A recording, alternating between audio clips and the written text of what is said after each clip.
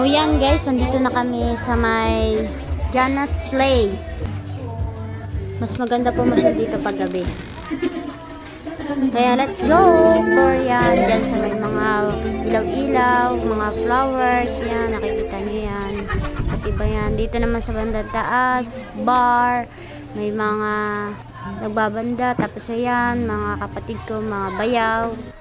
Dito man tayo maganda yan. Marami din taong pumunta dito tuwing gabi lang. So yan guys. Mamaya na lang uli at magpipicture-picture muna kami.